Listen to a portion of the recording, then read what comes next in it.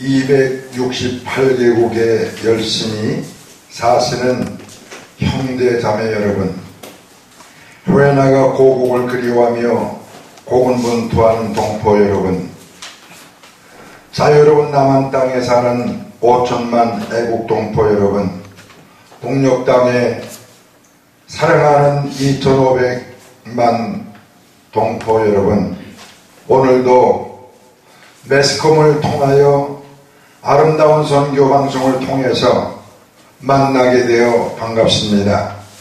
하나님의 은혜 중에 항상 영록간에 강건하시고 행복을 만끽하시기를 소원합니다. 우리나라에는 세계적으로 유명한 반찬이 있습니다. 그것은 누구도 흉내낼 수 없는 배추김치입니다. 잘 익은 배추김치의 맛과 영양은 그 어느 나라 누구도 흉내낼 수 없는 아주 귀한 반찬 음식입니다. 그런데 그 배추가 그렇게 영양 많고 맛있는 반찬이 되기까지는 거쳐야 될 경로가 있습니다. 다시 말해서 배추가 맛있는 김치 되려면 3번 죽어야 합니다. 첫째로 밭에 있는 배추가 칼에 의하여 뿌리가 잘라져야 됩니다. 둘째로 배추가 갈라지는 겁니다. 세 번째로 소금에 절여져야 합니다. 아낙네들이 김치할 때 배추가 숨이 안 죽어서 배추 숨이 죽이려면 소금을 조금 더 넣어야 돼. 소금으로 인하여 배추 숨이 죽을 때, 그리고 그 배추가 깨끗이 씻어지고 그 배추잎 갈피에 정성 들여 만든 양념이 잘 담겨지고, 그리고 그릇으로 옮겨졌을 때에 비로소 시간이 지나면 그 맛있는 김치가 되고 많은 사람들에게 사랑을 받게 됩니다. 우리 인생, 신자, 더구나 성직자들도 죽어야 합니다. 고린도전서 15장 31절에 오면 내가 단언하노니 나는 날마다 죽노라. 나는 날마다 죽노라. 바울사도의 말씀입니다. 날마다 죽는 바울을 오늘 말씀을 상고하면서 여러분들과 은혜를 나누고자 합니다. 배추가 칼에 의해 뿌리가 잘려지듯이 우리는 칼같은 하나님의 말씀에 의하여 세상과 연결된 뿌리가 잘라져야 됩니다. 세상에 박힌 뿌리가 칼같은 말씀에 의해 잘리고, 우리 마음이 칼같은 말씀에 의하여 쪼개지고, 소금같은 말씀에 우리가 절여져 숨이 죽고, 그때에 드디어 맛있는 인생, 맛있는 신자, 맛있는 성직자가 될 줄로 믿습니다. 잘 버무려진 양념이 배추잎 갈피마다 넣어지듯이 우리 심령 골수까지 하나님의 은혜와 은사가 내 심령에 가득히 들어와야 그때 비로소 맛있는 성직자, 맛있는 신자가 됩니다. 오늘 그 말씀, 제가 성경을 읽지 않았지만은 바울은 날마다 죽는다고 그랬어요. 날마다 죽는다는 것은 자살을 시도한다는 말이 아닙니다. 육신적으로 죽는 것을 말하는 것이 아닙니다. 여기에 죽는다는 것은 상징적으로 표현이 된 겁니다. 성경 전체에 비추어 볼 때 상징적인 표현이라고 이해하는 것이 가장 타당성이 있습니다. 갈라디아서 2장 19절에 내가 율법을 향하여 죽었다. 이는 하나님을 향해 살려 함이라. 갈라디아서 2장 10절에 내가 그리스도와 함께 십자가에 못 박혀 죽었다. 이제는 내가 산 것이 아니요 나 안에 그리스도께서 사신 것이라. 이제 내가 육체 가운데 사는 것은 나를 사랑하사 나를 위해 자기 몸을 버리신 하나님의 아들을 믿는 믿음 안에서 사는 것이라. 갈라디아 2장 19절 20절에 보면 바울 사도의 죽음이 나옵니다. 바울 사도의 죽는 목적이 나옵니다. 바울 사도의 죽어가는 모습이 나옵니다. 갈라디아서 5장 14절에 보면 그리스도 예수의 사람은 육체와 함께 그 정과 욕심을 십자가에 못 박았느니라. 욕심과 정욕을 십자가에 못 박아 죽일 때에 드디어 살아나는 역사도, 살리는 역사도 하나님이 기뻐하시고 많은 사람들에게 은혜의 맛을 끼치는 그런 신자요 성직자가 될 줄로 믿습니다. 사도행전 9장 1절에 보면 사울이 다메섹 도상으로 달려가는 모습이 기록되어 있습니다. 그때 사울은 예수 믿는 사람들을 붙잡아다 죽이려고 갈 때 모습입니다. 사울이 주의 제자들에 대해 여전히 의협과 살기가 등등했다. 사울에게는 살기가 등등했다 이 말입니다.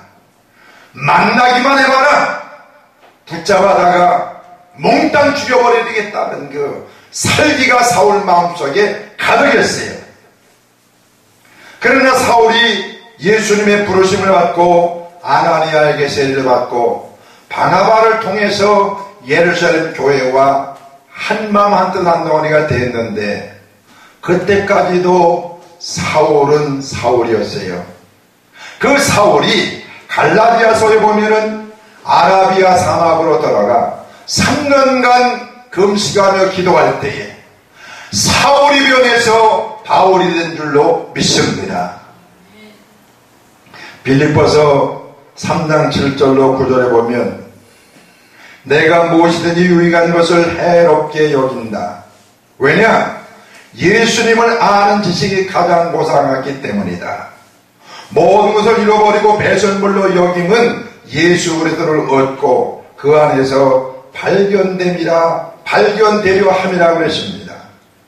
그리스도 예수를 알고 그리스도 예수를 얻고 그리스도 안에서 하나님께 발견되려면 모든 것을 버려야 할 줄로 믿습니다. 사도행전 16장 6절로 10절을 보면은 바울은 아시아에서 복음을 전하려고 했는데 도무지 안 돼요. 밤에 마게도냐 사람이 건너와서 우리를 도우라 하는 그 환상을 보고 그 다음날 아침에 성령이 방향을 트는구나. 사도 바울은 의지를 죽였어요. 자기 계획을 죽이고 성령의 역사를 따라갈 때에 그로 말미암아 유럽의 최초 교회 빌립보 교회가 세워진 줄로 믿습니다. 하늘의 미랄이 땅에 떨어져 죽으면 많은 열매를 맺는다고 예수님 말씀하셨죠? 예수님은 나를 위해 죽으셨습니다. 나를 살리고 구원하고 하나님의 자녀 천국 백성 만들기 위하여 속죄 제물로 죽으셨어요. 그런데 예수님이 언제 죽으셨느냐? 흔히 골고다 산상 십자가에 못 박혀 죽었다. 그건 육신의 죽음입니다. 예수 그리스도의 죽음은요, 이전에 하나님이신 예수님이 도성인신하신 것, 하나님이신 예수님이 말구육간에 태어난 것, 이것도 신학적으로 보면 예수님이 죽은 거라고 볼 수 있습니다. 구체적으로 예수님이 죽으신 곳이 두 곳이라고 봅니다. 하나는 겟세마네 동산에서 예수님이 기도하실 때 아버지여 하실 수 있거든 이 잔을 나에게서 떠나가게 하옵소서. 그러나 내 원대로 마옵시고 아버지 원대로 되기를 원하나이다. 겟세마네 동산에서 예수님의 뭐가 죽은 줄 압니까? 예수님의 의지가 죽었다 이 말입니다. 내 원대로 마옵시고 아버지 원대로 되기를 원하나이다. 그리고 십자가를 짊어지고 골고다 산장에 올라가서 예수님은 속죄제물로 죽으셨어요. 예수님의 죽으심을 바울 사도는 빌립보서 2장 6절로 11절에 그는 근본 하나님의 본체 하나님과 동등됨을 취하지 않고 오히려 자기를 비어 종의 형체를 가지고 사람들과 같이 되셨다. 사람의 모양으로 나타난 스승에 자기를 낮추시고 죽기까지 복종하셨으니 곧 십자가에 죽으시니라. 이러므로 하나님이 그를 지극히 높여 모든 이름 위에 뛰어난 이름을 주사 하늘에 있는 자들과 땅 아래 있는 자들로 모든 무릎을 예수의 이름에 꿇게 하셨다고 바울은 갈파합니다. 여러분, 우리에게 하나님 미랄이 땅에 떨어져 죽어야 많은 열매를 맺는다는 이 말씀의 교훈이 뭡니까? 우리가 죽을 것이 있습니다. 우리가 죽여야 될 것이 있는데 그 중에 세 가지예요. 하나는 정욕을 죽여야 합니다. 야곱의 장자 루벤은 장자였지만 정욕이 물끝도다여 소모를 범합니다. 루벤은 그로 인해서 장자의 대열에서 탈락을 한 것이 창세기 49장 3절로 4절에 나옵니다. 루벤이 정욕을 죽이지 못했기 때문에 루벤이 정욕을 죽였다면 야곱의 장자의 명분을 유지했을 겁니다. 두 번째로 물욕을 죽여야 합니다. 아간은 하나님께 바쳐진 물건 중에서 시내산의 아름다운 외투한 벌, 은 200세겔, 50세겔 중 금덩이 하나를 탐내어 장막 안에 숨겨두었다가 이스라엘 백성들 하여금 아이 전쟁에서 패전케 하고 그는 아골고짜기에 붙들려가서 화형을 당했습니다. 이 아간이 물질에 대한 욕심을 죽였더라면 아이 전쟁에 실패는 없었을 겁니다. 아골골짜기에서 화형은 당하지 않았을 겁니다. 가룟 유다가 물욕 때문에, 엘리사의 시종 게하시가 물욕 때문에, 아나니아 삽비라가 물욕 때문에 망했던 것을 우리는 성경에서 봅니다. 명욕을 죽여야 합니다. 바리새인들과 서기관들은 상관을 좋아했습니다. 제자들은 마저 누가 크냐 예수님의 나라가 임할 때 하나는 우편에 하나는 예수님 좌편에 앉게 해달라고 하니까 예수님이 얼마나 참 난처했습니까? 여러분과 제가 죽여야 될 것이 있어요. 정욕, 물욕, 그리고 명예욕입니다. 야고보서 1장 19절 20절에 보면 사람이 속내는 것은 하나님의 뜻을 이루지 못한다고 그랬어요. 시간 관계상 맛있는 김치, 맛있는 인생, 맛있는 신자, 맛있는 성도, 맛있는 성직자 되어지기를 주의 이름으로 축원합니다.